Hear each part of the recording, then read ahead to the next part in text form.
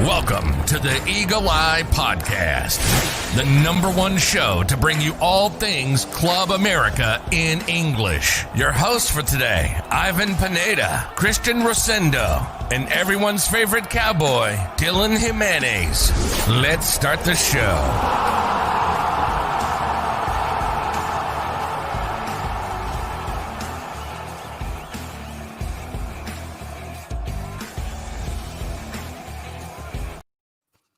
Hello, ladies and gentlemen, and welcome back to the Eagle Eye Podcast. Today, I'm going to be recapping that terrible loss that the men's had against Chivas in the Clásico Nacional quarterfinal of the Guardianes 2020 season. And then, of course, we're going to be giving our praises and hailing the ladies who were able to get the job done and stamp a ticket into the semifinals of their season.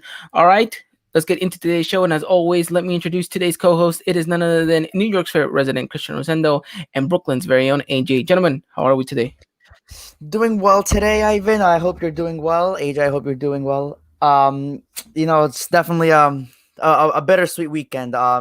We had a lot of expectations for the men's side, but we'll get into that a little bit later. But I'm happy for the women's, and hopefully they continue their great run.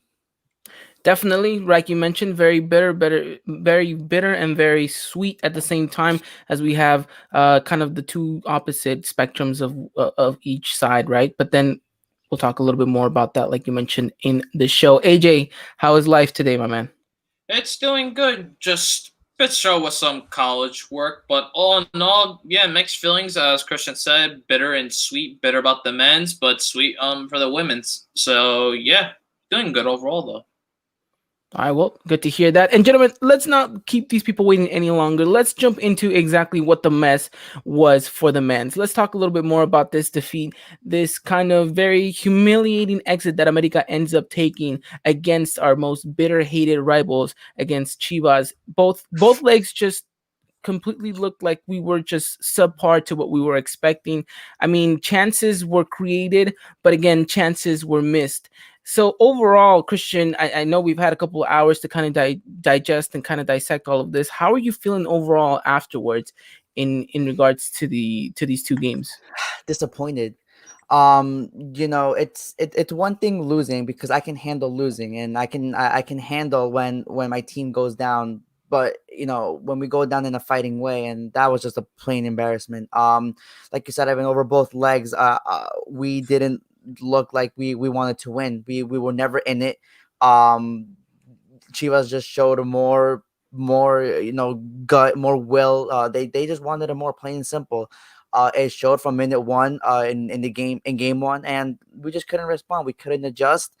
I had my doubts about the lineup, but when we get more into depth, I'll share my thoughts on that. But just overall, that was just an embarrassment. And props to Chivas, good games to them. They deserve it 100%. It's just very sad to see that we put up that performance against Chivas, and that should never happen. Yeah, it shouldn't be the way that America goes down in the Liga by any means necessary. I mean, automatically this season will already be chucked up as an ultimate fracaso, and it will never be, and whatever they did throughout the regular season will obviously be eclipsed exactly by these two games in which, of course, they never really showed up and took any advantage. But AJ, talk to me a little bit more about how you're feeling about this game. I know one word will come to mind, and that word would be pain. Literal pain. Suffering, agony. Just this team was so lackluster. Like, I had no idea what was happening. Like, the first game, I'm just like, do they not want to play? Do they not realize they're in the Liga? They're playing against their most hated rivals. And I felt like it took 2 games when they finally got eliminated. They're like, oh, we're playing against them? We're in the Liga? Wait, what? It's unbelievable. Just the first game, just I don't understand. Like, the goal that Chivas scored, I mean, props to Chico Tecao, I'm just like, okay, so he just kind of did that. He just said, let's see what happens. And then in the second game, he just made everyone look like a complete fool. Defense, they just looked at that ball like as if it was a rainbow and just see it go right into the top corner pretty much on Ochoa. And I just feel like everyone, they were just out of it. They really didn't play. Henry Martin, he made Tony Lopez look like a clinical striker.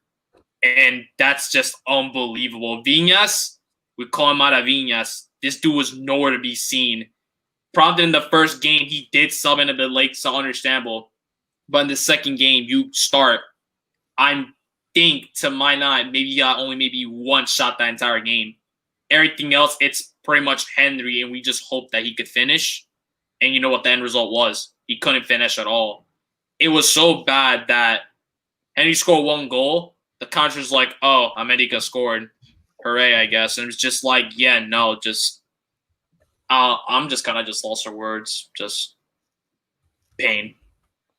Pain. We revert to that one word, pain. And it was definitely pain watching this America side try to figure it out throughout the game. And I think it was a little bit too late once we saw a little bit of initiative. They were already down 2 goals and needed the miracle 4. And at that point it was impossible. It was completely, utterly impossible. And you know, Miguel Herrera got asked this after the second game, and it was whether or not he felt that his team was maybe a little bit fatigued in the mental side of things. That it looked like they were just there wasn't that kind of aggression, there wasn't that kind of like urgency to go at it and fight for the game. Like the mentality that these America players showed, not just in the first game but definitely in the second game, were kind of those of a very defeated side already. There was just no one out there on that pitch said, you know what, I'm gonna grab it by the throat and I'm just gonna say, let's go. I'm gonna take this game to you. And whether, you know, we could have lost by more than that, but if America went down fighting, that's a whole different story, like you mentioned, Christian. But we didn't, and that was the thing that really just frustrated me, was that there was no sense of urgency.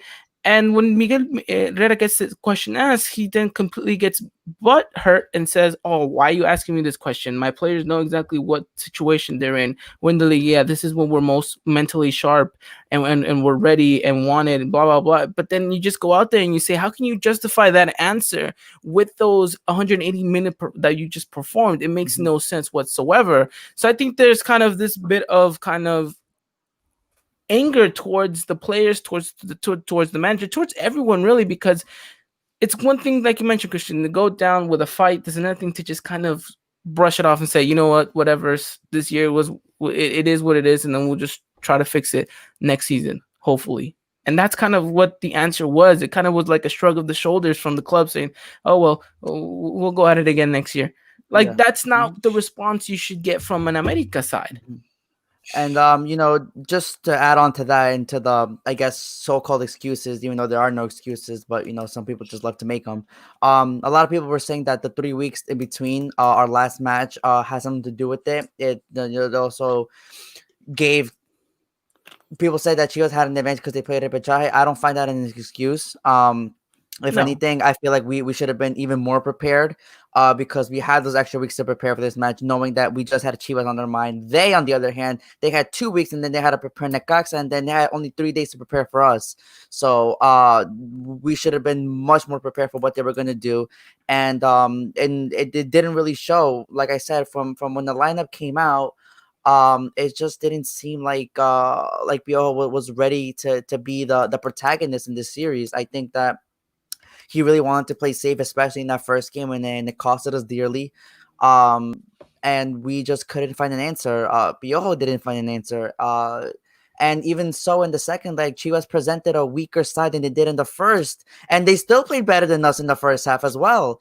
So, to me, that it raises some questions of, you know, what was Piojo trying to do throughout those 2 games? Why is there no leader on the pitch? What is in the minds of these players? And you know, this is the I think everything being asked around the club is justifiable, because it's not just, you know, on the course of these 2 games. It's been the entire season that players aren't showing up. You know, the manager isn't responding. Over the past couple of seasons, you know, the board hasn't responded with these transfers that can help the squad. You know, going for these young promises that, you know, Viñas was maybe like a 1 out of 10 transfer, and you know, they kind of just based it off that, and they think that everyone's going to be a Viñas. So things really got to change, and I really hope they change soon. Yeah. I mean, where to start with all of this, really? It just seems like there's a lot to dissect, and I kind of want to just go off and let's start in chronological order. Let's go into this first game that Mhm. we had on Wednesday against them in the Estadio Acron. We came into this game a little bit skeptical because of the formation, and rightfully so. I think you mentioned it, Christian. It was more of a let's try to play it safe. Let's try to, manage that left hand side a little bit. We know the speed that they're capable of implementing, so let's try to make sure we can counter that. And to some extent, it maybe worked here and there, but it wasn't really. It wasn't a mastery of a plan because it Mhm. wasn't like, oh, it totally paid off, because it didn't. Right. Um, I think that you look at the chances that America had, and you know, if Henry puts away one of the two chances that we kind of inevitably go back and talk about, it's a whole different game, right? It's a whole different game. Mhm. Escobosa actually looked really good in that first game, and that was the one play that we were all worried about. He looked much better than what any of us were expecting. Not to say that, he was completely the best player out on the pitch, but I do think that, we came in with a lot of doubts, and he came up and gave a little bit more of response. He actually showed a little bit more character in that first game than most players did. But the thing is that we can sit here and we could talk about those Henry chances and how that game would have been different, and America probably would have capitalized on it and managed the game differently, whatever. At the end of the day, we're not here to talk about what ifs. We have to talk about what's concrete. And the fact was that we went for about 80 minutes almost without scoring a goal, and I think that it definitely hinged on the players' heads, and Mhm. it kept kind of overshadowing these players, and then this kind of doubt seeked and creeped in a little bit, and I think that's what ended up getting to this side, and that's what happens. You get then a great this wonder goal from your rivals, and I think you just never saw America coming back from that moment on afterwards, and you said, well, we're gonna have to leave it to the home game. And that should have never been what happens, Yeah. you know? Definitely. Yeah, of course. And then we can go back to the first game. And, I think a player that I really want to raise my eyebrow is Jorge Sanchez. I think he probably one of the worst players out of both games, non-existent, letting players fly by him, very imprecise passing. His decision making was awful. It was horrendous. I don't know if that's due to maybe lack of playing these last 3 weeks. I don't know what it was, honestly. I'm not gonna put an excuse for him, but that's one player that we needed to show up in both of these games, and he was non-existent. And I think that really helped Chivas kind of implement their play style and let them be the protagonist over us. Santi Cazar is another player who really didn't show up, and I really thought he was going to. Just without them two being at their top game, this was always going to be a hard series, and it just made it that much harder with them not being there. Basically in both games. I will give credit to Escobosa. I think that in the first game he did what he was asked, but still though, just him being there and what Piojo was trying to do still put us at a disadvantage no matter how well he played. And that's something that we should have never done. I think that if we would have we would have been a little bit more aggressive. Maybe one of those chances does goes, and maybe we have another one, and could put that in. But just the fact that Piojo wanted to play this safe, like you said, Ivan, it just puts us at a disadvantage. And I honestly want to blame Piojo more than the players, but I think that But I not a think you lot. can't. I think You I think have you to. have to share You the have blame to. all No, around. you do share the blame, but you put it more on him for not trying to adjust to the game. When Chivas, after the first half of the first game, Chivas knew that we were kind of at a stalemate, and America was playing better in that first half. It only took them about 10 minutes to make the subs, and after those subs, you saw how Chivas just kind of springboard into action, and the game just completely turned on its head, and then they started getting more chances. Yeah, no, I agree. I think, and I think we talked about this in our own little group chat. It was the fact that it looked like Piojo got out coached once again in these kind of pivotal moments in where you would expect him to have learned all these years to be able to find a way Mhm. to counter what Vucetic did on the pitch, and he just seemed at like he just kept looking over at his bench and saying, I don't really have anything to counter that with." We Granted, did. maybe he has a point, but at that point as well, it's just like you just got to make do with what you have. And time and time again, we've praised him for being like, oh, well, you know what? He got the team to X amount of points with so many players injured and all this stuff. And he's been able to do it in the regular season, in the postseason, when it's more critical than ever to find a way to do it. He doesn't show up and do it at all. And I think that's what frustrates a lot of fans, is that in those moments, granted, yes, maybe he didn't have the tools for it, but you would imagine that he has the experience to be able to make it happen. And that's the thing that frustrated a lot of people. I mean, I think I blame a lot of some players as well. You can't go out there and play, of course, as bad as you did. No, of course, 100%. Like none of them had the cojones to go out there and play for the badge. No one. You're right. No one. You're right. No one understood the caliber of the situation that they were in. No one understood the fact that they were playing for America, and they just brushed this off like it was just another Copa MX game. Like that is the thing that frustrated me the most out of everything. Players that we talked about week in and week out that did great. Jorge Sanchez, was a player. Henry Martin, who was going in form. Benedico Viñas, I know AJ just mentioned him. And I'm looking at players like Sebastian Cordova, who I just could not have enough after the first game. And even after the second game, I wanted to rip his hair off. I couldn't understand. Gio too, just like I just could not understand how these players go into a situation and then just brush it off like it was just another game for them. And that's what I think makes me most mad, because I feel like anyone that understands the culture, the institution, that understands what they're playing for, will go out there and just die on the pitch for the result. Even if you don't walk away with the victory, at least you go out there and you're saying, okay, I don't have any doubts. I can go to sleep soundly knowing that I gave everything I could and they outbested me. That's another thing. But you just walked around, just passed the ball, and were very inconsistent. And then you just kind of looked at each other and just like, oh, I thought you had him. No, you had him. It's just like that. What's going on? No, definitely, yeah.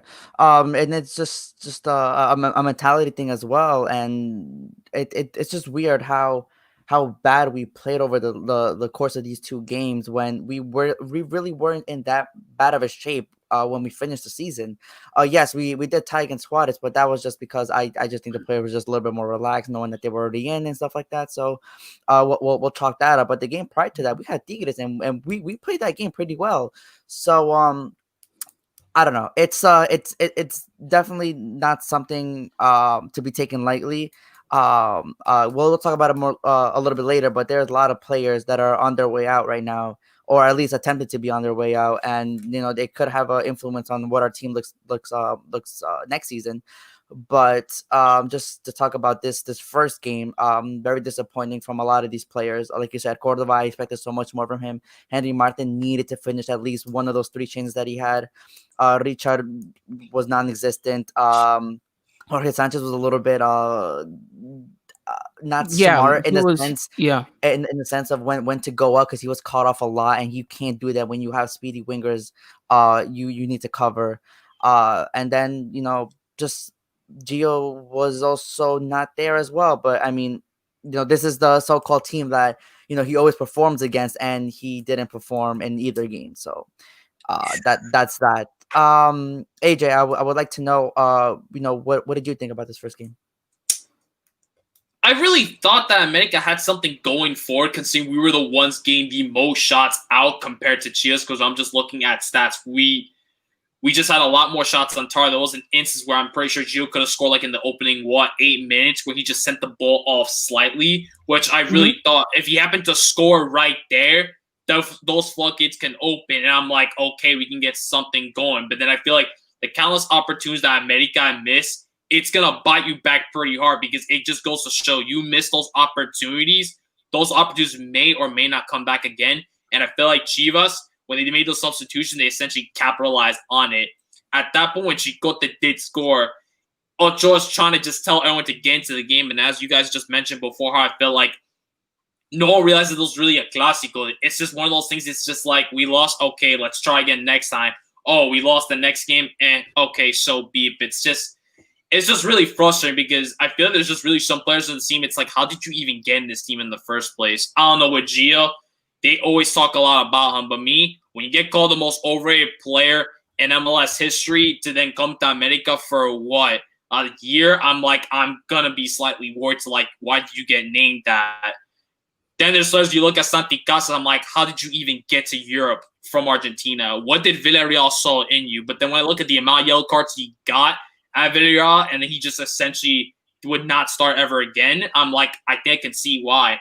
And then when he just made his way to Mexico, and we're trying to say this is the guy that's supposedly supposed to replace Guido until we can find a permanent replacement, that's a big shoe you have to fill in. And just seeing how he's been playing throughout the entire season, Villarreal, I'm kind of really hoping you really do not decide to keep this player at this point.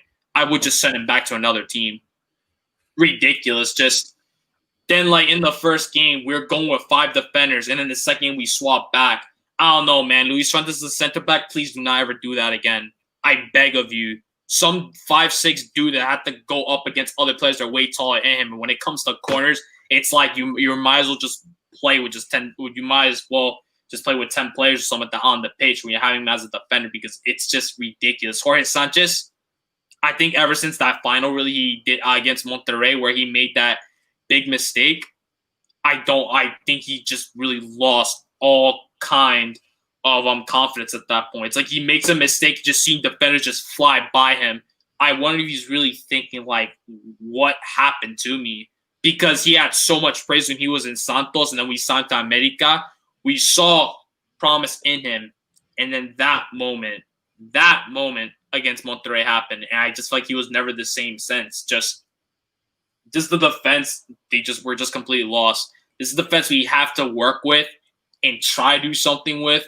But then after seeing these 2 matches in total, I'm just like, we cannot go with this defense. I feel like if at any point in the future this will be our defense, I feel like teams are like, okay, just try to pass through the defense, make him do a stupid foul. We can do something. And like you mentioned, Jorge Sanchez, he played so well in the regular of the season. And then even on with Paraguay when it's international break, he looked great. And then now in just these 2 games, and I feel like I'm kind of hoping not. It's going to break his confidence with the amount of criticism he get. I saw countless tweets just from just saying, just get him out.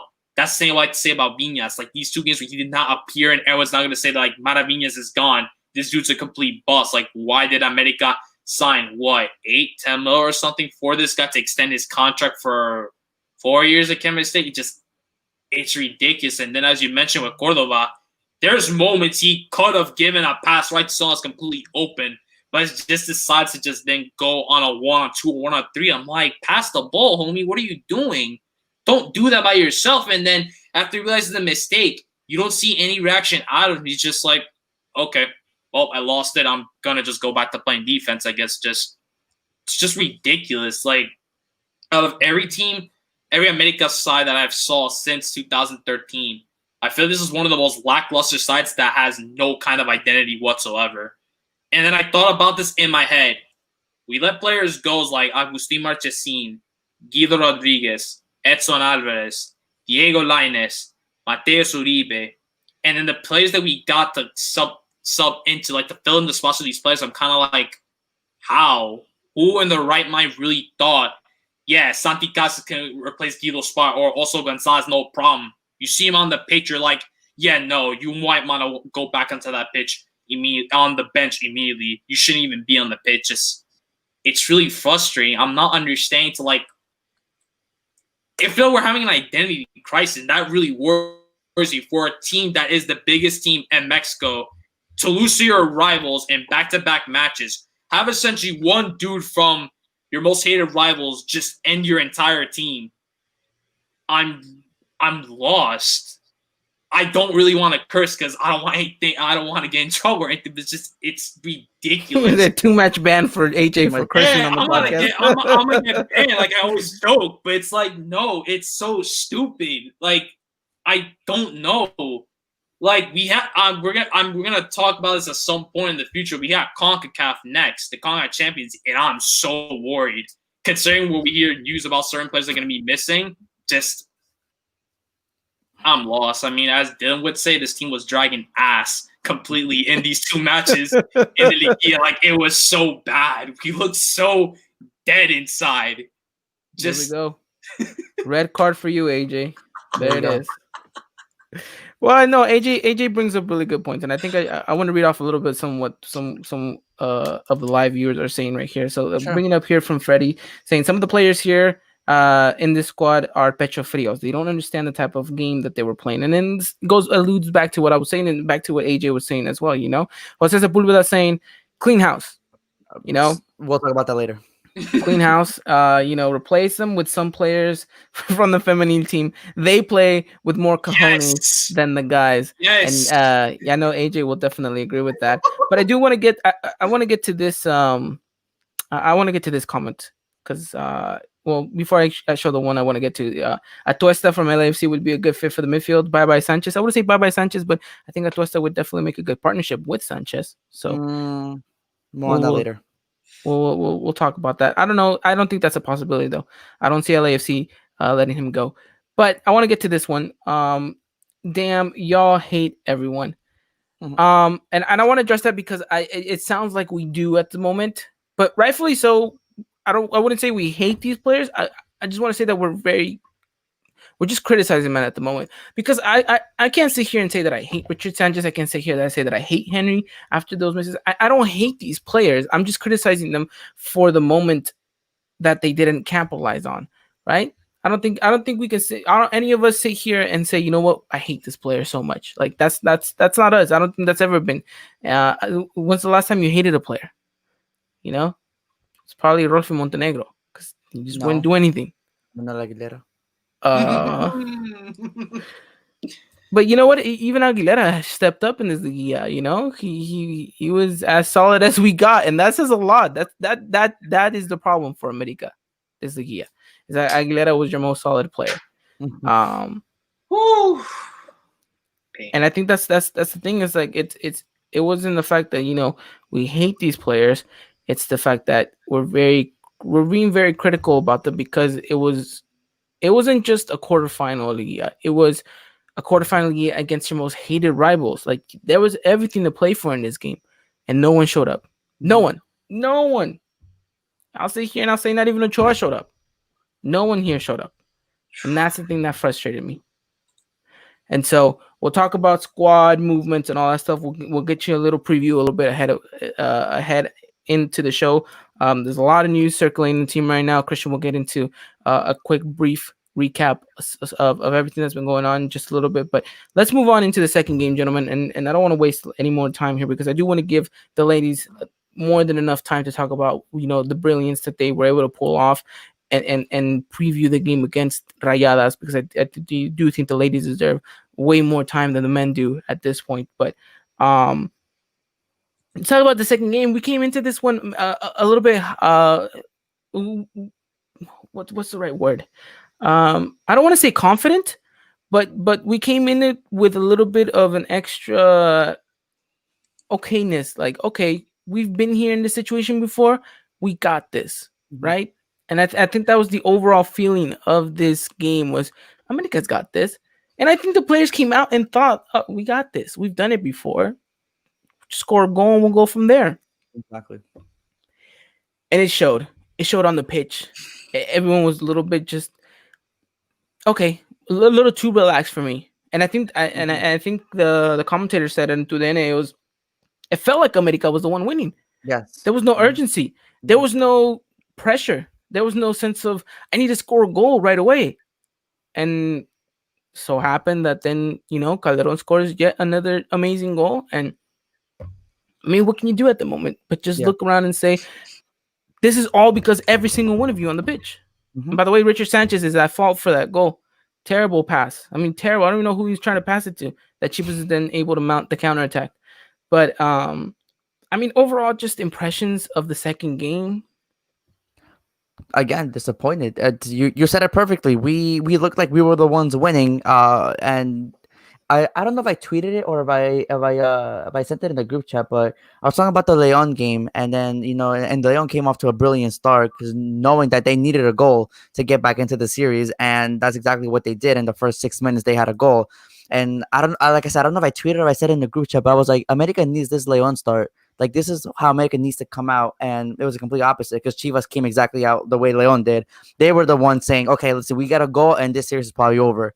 Everything we said in the preview of this series was vice versa because Chivas did literally exactly what we said the America was going to do.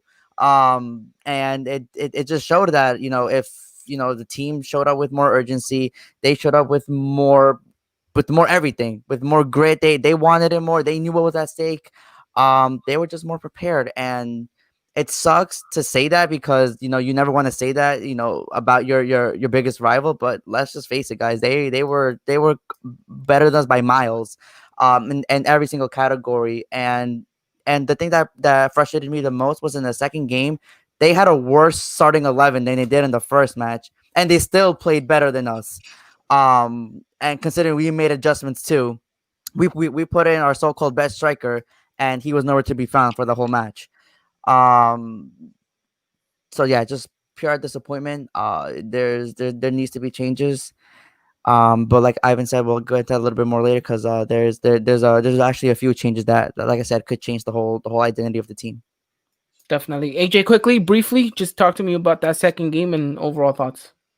Disgraceful, disgusting, and despicable. Just disappointing from America. All in all, they try to do something about it, but they realize, we have essentially a strike that cannot finish to save his life. It's like, okay, we essentially pretty much lost hope at that point. Everyone was off. No one felt like they really wanted to play. They just look at Chicote Calderon's goals they scored against him. It's like, okay, let's call it a day and let's just leave at that point. And just at the very end of the day, when they lost, we're like, okay, we're out. So really, just all in all, disappointing from America.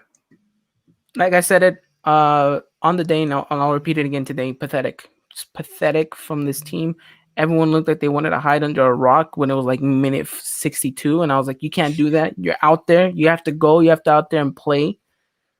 Like I don't care if we ended up playing with just two defenders and went all out attack. Like, show me something. Give me something. Go out there and die for this club. And that's the thing that frustrates me. For them, it was just another game, because for the first time in a long time, I've seen these players just be like, "Well, it's just another day in the office. Whatever. So we'll get it back next time." Mm-hmm. Like that's not, I don't know. And that's the thing that frustrates me the most, because I feel like you could have put any fan out there. They could have told us 2 hours before that we were gonna go play, and I promise you that we would have had a much better game.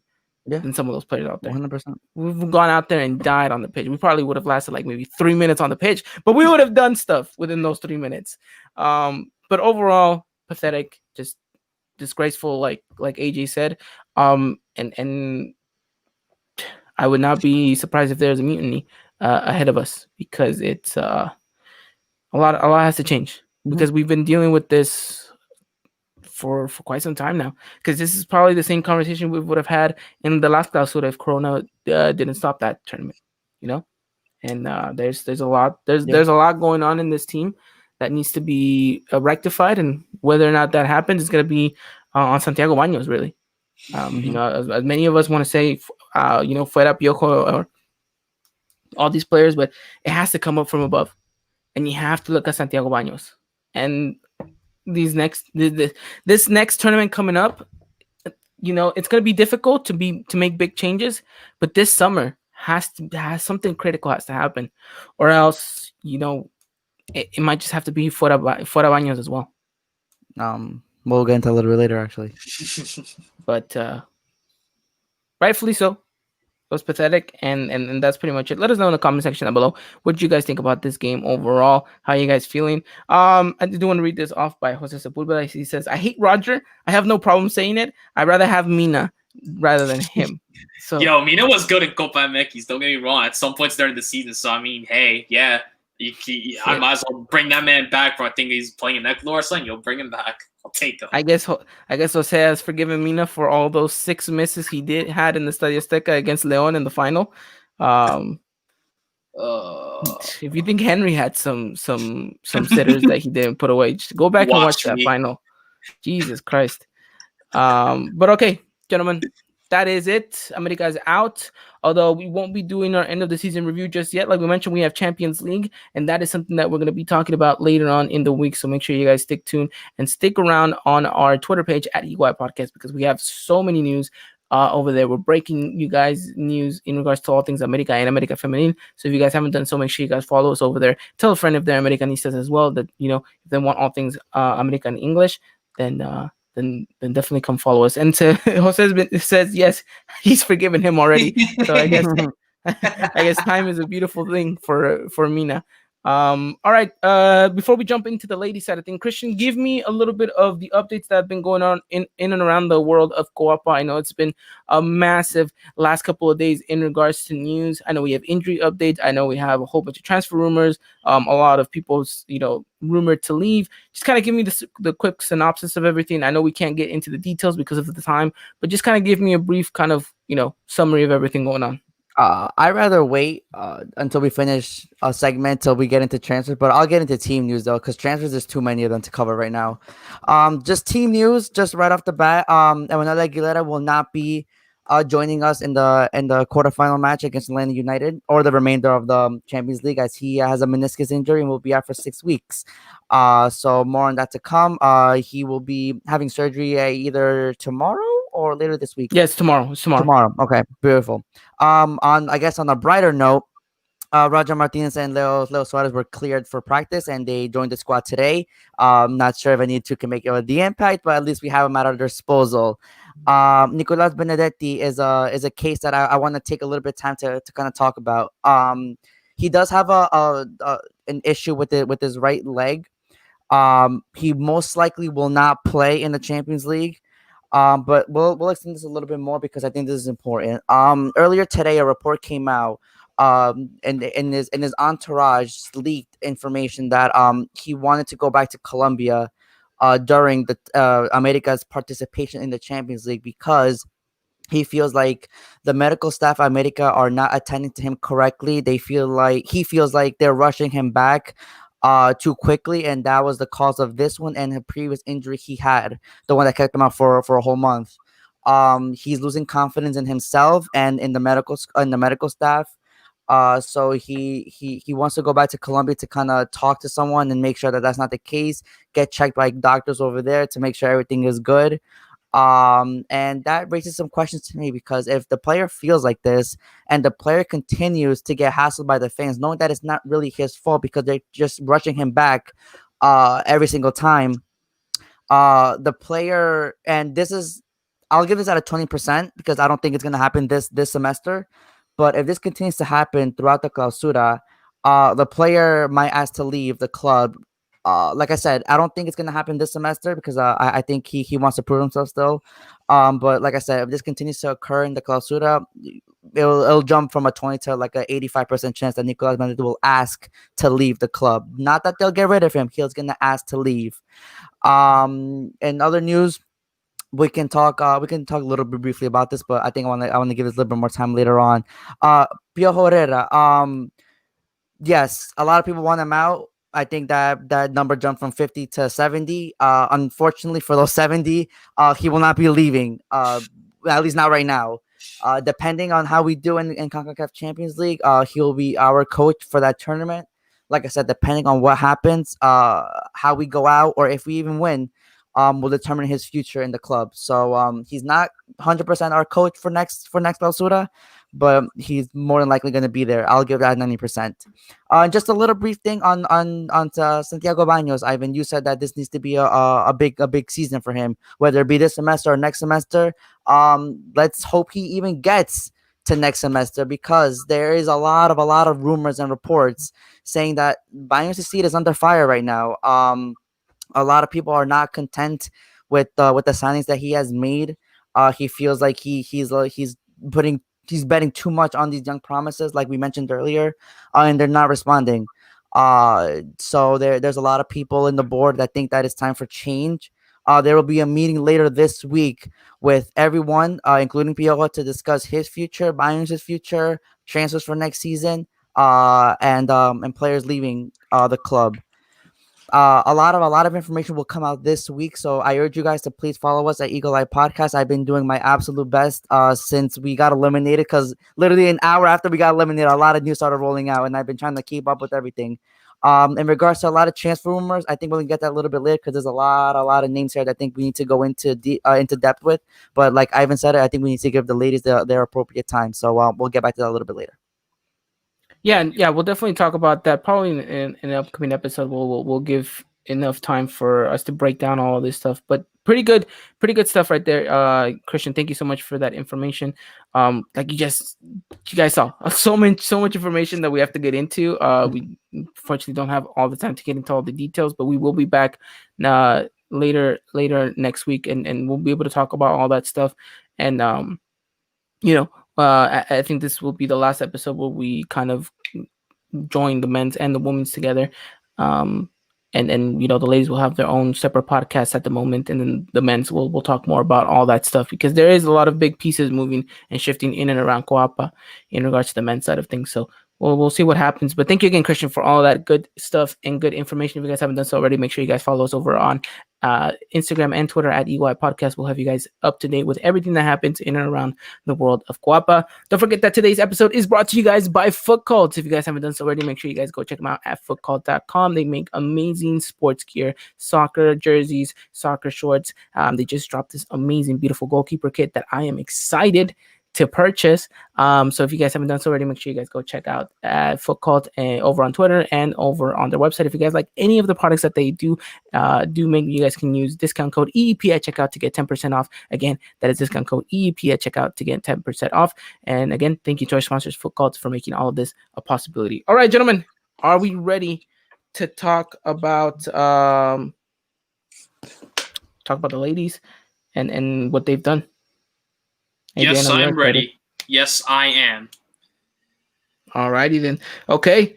Well, where to start off? America Femenina actually ended up giving us something to smile about this week. If you guys haven't seen what they were doing, they also had to go up against Chivas. And unlike the men's, they were able to prove that, hey, America still continues to reign over Chivas in this category. And after a pretty, up and down season, it's nice to see that the ladies have been able to culminate this Liga into a promising start. We have a ticket into the semifinal after a two-legged match in which the second game got a little bit scary for America. But AJ, overall thoughts in regards to not just the first leg, but the second leg, overall this whole series against Chivas for our feminine side? This was way more enjoyable than the men's team, no doubt about it. These women showed passion, and they are essentially showing to the men's team, this is how you're supposed to play a Clásico, with heart, determination, and effort. And that's what these ladies went out to go and prove by defeating their rivals in the first game. They tied in the second, but all in all, what was most important, they won the series at the end of the day and advancing to the semifinals of the Liga MX Femenil Liguilla. So it was a really fun match to watch, just seeing both of these teams go back at it, back and forth. America scored a goal, Chivas essentially had a response. Then, as soon as Chivas scored a goal, America scores a goal, and it was just a back and forth, and that's what made this so fun. And we even got to see fouls and players even almost clashing at some point. Yeah, it was the game that we've all asked for coming into this one, right? We definitely were thinking about, is this rivalry still does it still have that spark that we saw in the jornada, what was it, 16, where America went over to Guadalajara to play, and rightfully so, it was still there. The ladies definitely wanted it. And AJ, I told you, if America Femenina could play against Chivas for the remainder of the season, we would see the best out of these ladies, and we definitely did. I mean, overall, you saw players that sometimes we criticize for not showing up. Definitely did. And one of the players that just comes off to my mind is Hannah.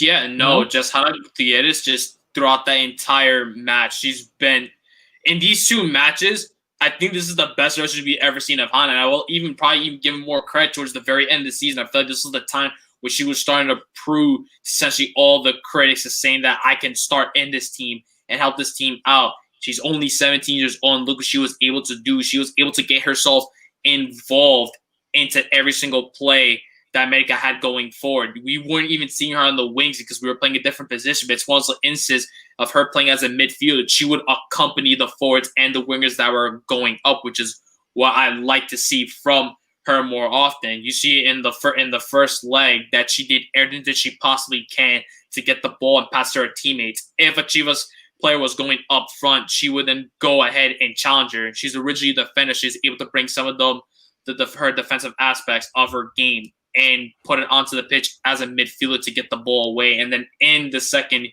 game against Chivas, she was able to be a part of a goal that was scored by Marlene Campo in the second leg, which is amazing. Dani Espinosa essentially jukes two defenders. She gets the pass to Hannah. Hannah gives that pass to Marlene Campa. Marlene scores. Everyone was essentially happy. So in these two legs, I'd say really Hannah was just amazing throughout these two games. Yeah, I mean, so many players to kind of just off the bat congratulate, because I think they definitely did what was asked of them, and then really just ultimately gave us what we wanted. Obviously, we didn't get the game that we preferred, but we got the performances that we needed from these ladies. No doubt about it, really. Just second leg was a bit of a struggle, but at the very end of the day, I felt like they still continue fine. They were gonna go down without a fight. They didn't want to go into Guadalajara to get a loss. They got the tie. We were winning at first, but I just like that how, despite them scoring 2 goals, it's like, okay, let's get ourselves together and not concede any other goal. If we can get another goal going forward, then so be it. So just America Femenil really, they were giving it their all throughout these two games. No, yeah, definitely. I completely agree. I mean, the first leg, I wasn't able to catch it 100%. Like, who schedules Clásico Nacional at 10 in the morning over here? I have no idea. But I was like trying to sneak it in while at work. I was like, okay, like this is a good 30 seconds that I get to watch. Now I got to go back to work. But AJ, ultimately, speak to me a little bit more about this first leg. How did you see the ladies come out? Because not only did they hold a clean sheet, and my goodness, did Renata Mascherelli have herself one hell of a game, but ultimately, how did you feel that this America side closed the first half and go? Not sorry, the first half, the first game, and then kind of what did it allude to in the second? Just in the first, really, it was a back and forth match going between these two teams. Chivas did look a bit scary. They were getting some opportunities more than America in that first half. But after we see them miss a clear open opportunity, I feel like America Femenil then took that opportunity. It's like, okay, this is what we're going up against. If they can't make an open shot like that, we need to take advantage of it. And that's what they did. So as soon as the 30-minute happened, that's when America's like, okay, ladies, let's get into work and let's show Chivas what we're made of. And that's what they did in that first half. They were getting shots after shots. Blanca Felix, she was saving everything, but the defense looked completely warped to what's going on here. But then in that second leg, I feel like it was all America at that point. It took us a while, but in that 78th minute, when Daniela Espinosa was ready to take a set piece, she sends the ball right into the box. Ana Gabi gets her head onto the ball, head it right to Cas Cuevas, and Cas heads it right home. And then from there, everyone celebrated. Blanca Felix looked completely pissed off. Her defense really had nothing to say. And then when we see Cas Cuevas run down to her side of the pitch, she looked at that Chivas player saying, "Esto es América, cabrona." It's like, you know it. When she scored that, I'm like, yes, this is what we need. She was playing with heart and passion, which is what I love to see. Every single one of these players that were on that page, they gave their 110%, and that's what I love to see. I love seeing us score a goal right in their faces, get them so mad, and then for Cas Cuevas to then say that. And as well, I think what the comentaristas even said on TuneIn, that Monica Rodriguez essentially celebrated right in front of Blanca Felix, which then resulted her in getting a yellow card. I'm like, yes, get her angry. Like I mentioned before, the L's and Blanca Felix, that's the L's she's going to take against America, and that's exactly what happened pretty much at the end of the series. Back-to-back L's, which is what I love. But yeah, no, that first leg, I loved it. Yes, it took us a while to get to that goal, but when we got that goal, it felt so good. And Renata Mascherelli, how we're not ever starting her from day one. Yes, I know she had to come because I had JD getting injured, but just seeing how she's been performing ever since she had to start ahead of JD Gutierrez due to injury, she's just been bonkers. And there's a Ballon d'Or. She should present for women. She should be put in the names in the Ballon d'Or list, and she's just played out her mind as a goalkeeper. To that point, I'm thinking to myself, I'm being disrespectful to not getting an America goalkeeper kit and having her name on that. So I should probably be doing that pretty soon. But just know that first leg, what it alluded, it pretty much said to Chivas, like, you need to be careful because what America Family just did to you, they're going to do that to you again at home. And rightfully so, they definitely did. I mean, you just have to look at what these ladies went out to do, and like Adrian mentioned, these players felt the color, felt the passion, felt the moment. Right, this is something that they wanted more than anything, and they knew that they had the opportunity to go out there and stamp an authority over Chivas. And you mentioned it, what this goal meant for the ladies and what it meant for the team as a whole. And you just look at the way that this team celebrates each and every goal that happens. It's just a big unity. And I think that's the most beautiful thing about this team is the fact that there is unity, that they play for each other, that they know that they will fight for each other. And yes, they're not the perfect team. We make mistakes. Sometimes we get lost in transition, and sometimes the defense falls asleep. But we're not all the ladies aren't necessarily always pointing fingers at each other. They're usually most of the time trying to lift each other's heads up and say, you know what, it's fine, we'll get it back. And there's real good sportsmanship and real good there's a really good profound kind of unity within the club that I think definitely manifested itself in these two games. And I think that's just the most beautiful thing we could see in a team that has quite such good synergy and harmony within the locker room that it can then go out there and play and have the game that it has. I mean, the first game, it was good. We got the clean sheet. I think that was the most important part. We didn't want Chivas to get that away goal. I think that was the most important thing coming into this. And the ladies did exactly what was asked of them. And again, hats off for them because they had a really good first game. And the second game, I think, again, it's a little bit of a toss-up, but, we ended up being clinical.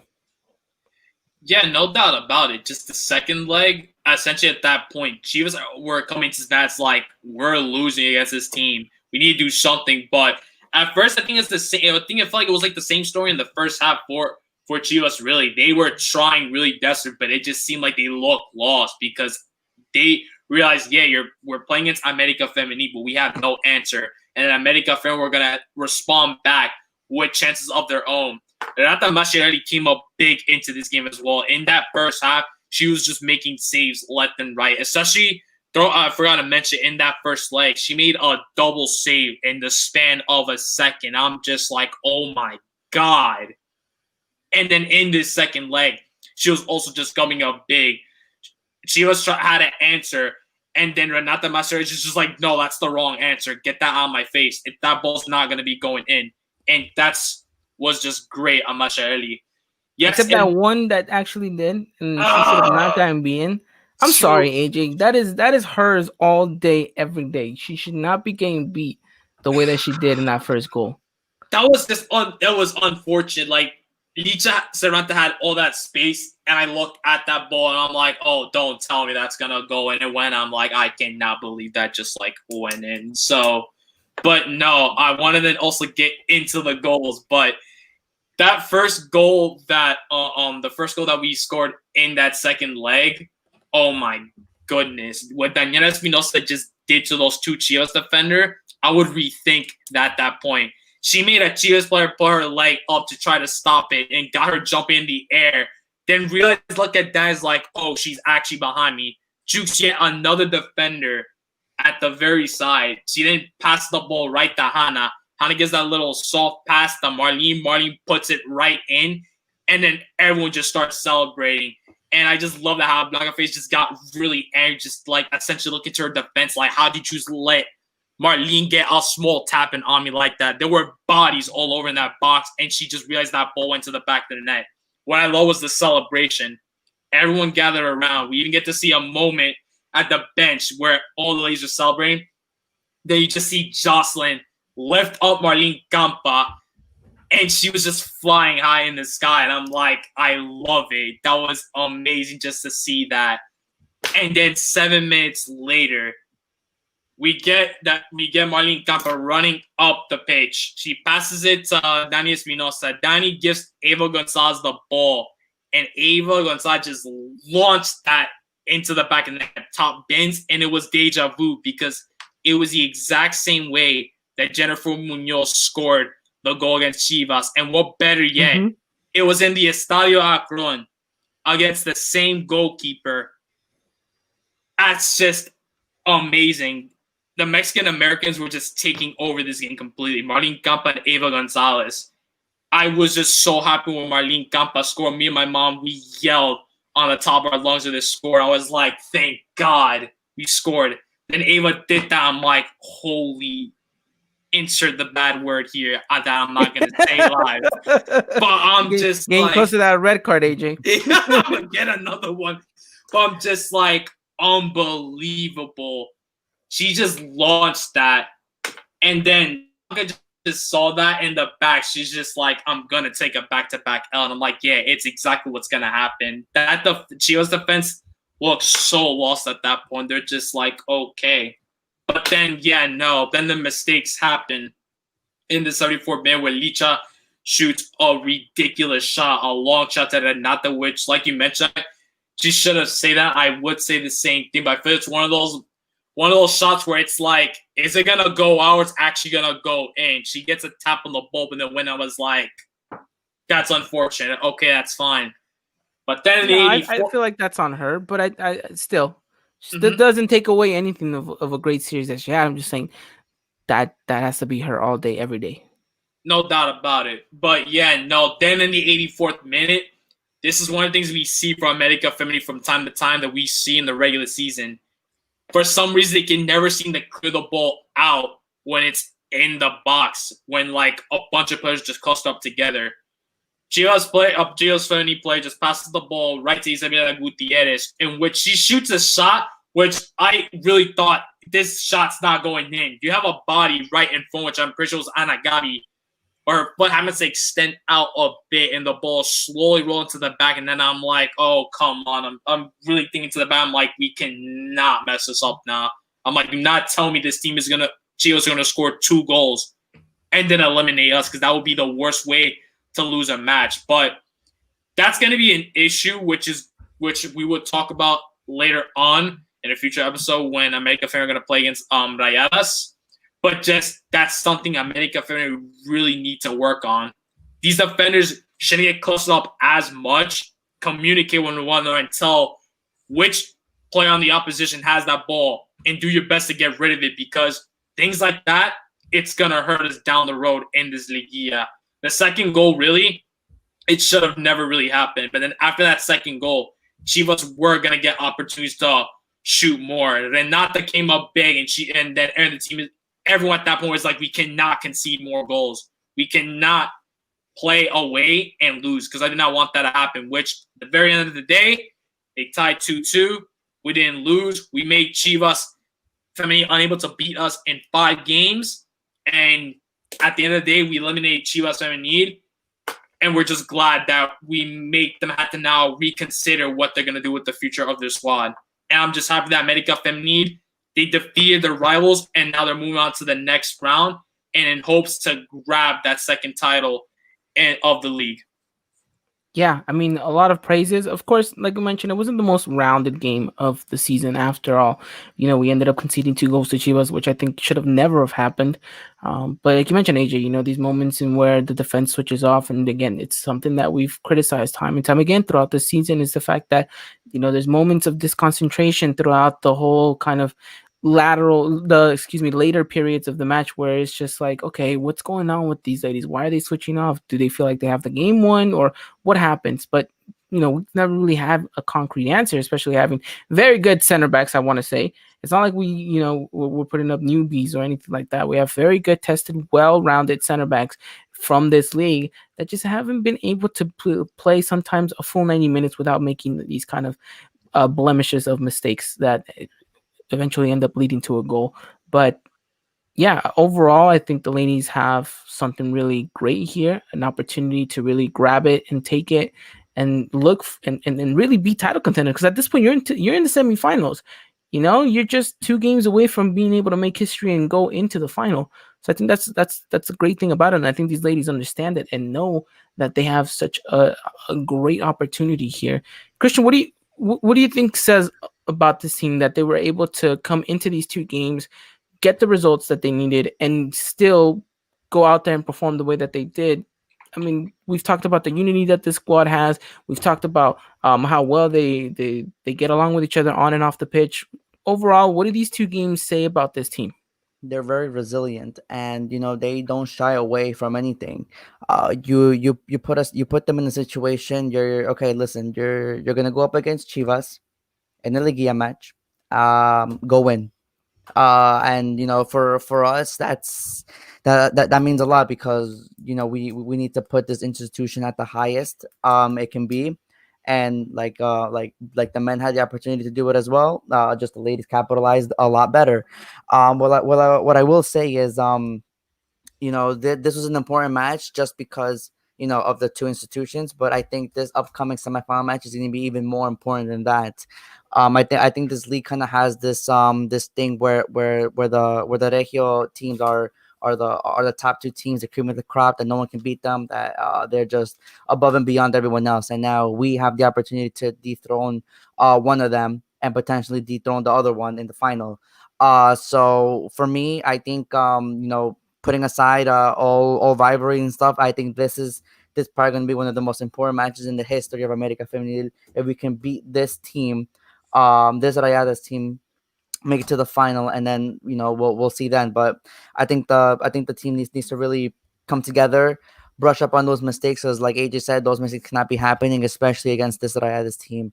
It got a little bit scary when it should have never gotten to that point. I think America really outplayed them in the whole 180. Well, but let's say 170. And we did things well. So that's something to applaud, something to base off of, and just continue on, because like you said, this could be the making of something special. It definitely can be, and they got momentum. And I know that I've said this time and time again, a Liga is all about momentum, and if you can capitalize on it, well, they can take you just as far as a final. But anything else to add on in regards to this America versus Chivas side? America versus Chivas game for America Femenil. Nah, I No, think covered it all.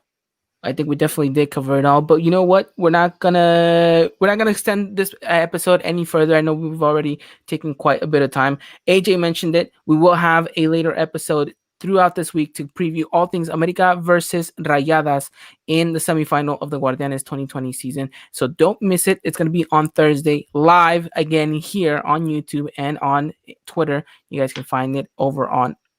You can find us over on Twitter at the EY Podcast, and we'll be covering all things America Femenil in the semifinals. We'll give you guys an in-depth preview. We're giving you guys all the information that you need to know coming into this one, where you guys can watch these games, what time, where are the venues, all that good stuff over on this episode on Thursday. So make sure you guys don't miss out any of it, and we will bring you guys more America Femenil stuff. But first of all, I just want to give a quick round of applause to our ladies for actually going out and doing the job that is definitely merited for an America team. They went out there and made us all proud. I think at the end of the day, we have this really good sentimental attachment to the ladies because, we've been there since the start. We've been trying to cover them extensively, and this season has definitely been a special season, not just to do with the fact with all this COVID situation, but I think the fact that we're just 100% more on the coverage, I think that is exactly what is making this, season just that much more special. But gentlemen, anything else to add on before we wrap up the show?